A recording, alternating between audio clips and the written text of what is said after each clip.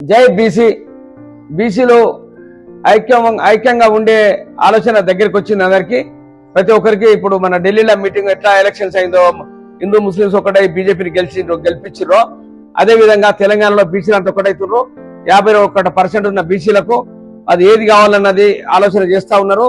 ఇప్పుడు తీన్మార్ మల్లన్న కూడా తిరుగుతా ఉన్నాడు చాలా, ఆయన వాయిస్ పెంచాడు. వాయిస్ పెంచితే కాంగ్రెస్ వాళ్ళు నువ్వు రిజైన్ చేయమంటుర్రు, రిజైన్ చేసినా మళ్ళీ చేసినా కూడా ఆయన ఎక్కువ మేయర్స్ గెలుస్తారు కంపల్సరీ. మన బీసీలు అందరూ ఇప్పుడు కంపల్సరీ ఒకటే అయిండ్రు ఆల్రెడీ, అవుడు కాదు అయిపోయిండ్రు. ఇప్పుడు ఎలక్షన్స్ వల్ల ఇప్పుడు ఎలక్షన్స్ ఉంటాయి, గ్రామ పంచాయతీ ఎలక్షన్స్ అవన్నీ ఉన్నాయి కదా, జడ్పీటీసీ ఎంపీటీసీ ఎలక్షన్స్ ఉన్నాయి కదా, దాని మీద వీళ్ళు కంపల్సరీ బీసీలకు టికెట్ ఇవ్వకుంటే వాళ్ళు ఇండిపెండెంట్ గా పోటీ గెలిచే పొజిషన్ కూడా దగ్గరికి వచ్చింది. అలా ఉన్నది. అందుకే బీసీలు వాళ్ళు దయచేసి చెప్తున్న ఎవడన్నా ఒక బీసీ నిలబడితే మీరు ఆడింకో నిలబడద్దు. ఎక్కడైనా ఎమ్మెల్యే మన సర్పంచ్ ఎలక్షన్ కానీ ఎంపీటీసీ కానీ మీరందరూ ఒక గ్రూప్ తయారయ్యి మీరందరూ చేసి ఒక అనుకోని నిలబెట్టండి. వాళ్ళు టికెట్ ఇవ్వకుండా ఇండిపెండెంట్ గా పోటీ చేయండి, మేము గెలిపిస్తామని మీరు అనండి. మేము కూడా మీకు మా సహకారం ఎంత ఉందో మేము అంతవరకు మేము చేస్తాం.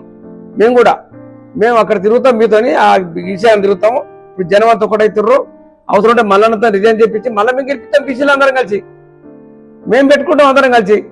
ఆయనకేముంది, అప్పుడు ఆయన సత్తా చూపెడతాడు. ఇక మొత్తం ఆయన బీసీ నాయకుడే చేస్తాం మేము అక్కడ మన తెలంగాణ స్టేట్కు. దానికి భయపడి మీరు తాపుతారు, రిజైన్ చేయమన్నాడు, నా కాంగ్రెస్ మీద గెలిచినమని రిజైన్ చేయి అంటే చేస్తాడు. రిజైన్ ఏముందల్లా చేస్తాడు, మళ్ళీ ఎలక్షన్ పెట్టి మళ్ళీ గెలుస్తాడు. అట్లా పెద్ద ఏం సమస్య కాదు. వీళ్ళు ఏమనుకుంటున్నారంటే డబ్బులు ఇచ్చి ఏదో ఎమ్మెల్సీ ఎలక్షన్ వచ్చి ఇంకోని గెలిపిద్దాం అనుకుంటున్నారు. కాని పని అది. జనం దృష్టిలో ఉన్నారు కాబట్టి వాళ్ళు కంపల్సరీ మళ్ళా గెలుస్తాడు. ఇలా సమస్య లేదు. తీన్మార్ మల్లన్న భయపడవలసిన పని లేదు. మేము అన్ని పార్టీలు ఒకటైతే మనం గెలిపిస్తాం. మేము బీజేపీ అని ఆదాని ఇదని ఏం లేదన్న.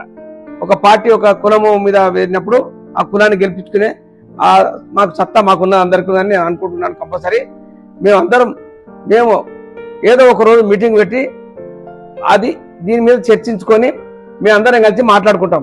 దాని మీద ఏది బాధపడాల్సిన పని లేదు. మల్లన్న కూడా వెనుక వచ్చే పని లేదు. ఎవరికి లొంగద్దు. ఆయనకు ఆల్రెడీ ఇప్పుడు ఢిల్లీ వరకు పోయింది ఆయన వాయిస్. ఆయన అందరు గుర్తుపడతారు కాబట్టి ఆయనకు చేస్తారు. చెప్పండి జై హింద్, జై బీసీ. బీసీలు అంటే చాలా పెద్ద ఫ్యామిలీ. గోవులను ఆవులను ప్రేమించే వాళ్ళ వ్యక్తులు వీళ్ళు. అర్థమైంది కదా. చాలా మంది గోవులను ఆవులను ప్రేమించే వ్యక్తులు వీళ్ళు. అంటే గోమాత అంటే తెలుసు కదా, గడ్డి ఎత్తే పేడ పాలు ఇస్తుంది, నెయ్యి ఇస్తుంది, జనానికి తెలుసు. అసలు బీసీలు కూడా గోమాత అసలు వాళ్ళు వెనకకొచ్చే ప్రసక్తి లేదు. మీరు కంపల్సరీ ఈ వాయిస్ను తీన్మార్ మల్లన్న కూడా వినిపించాలని నేను కోరుకుంటున్నాను. జై గోమాత, జై బీసీ.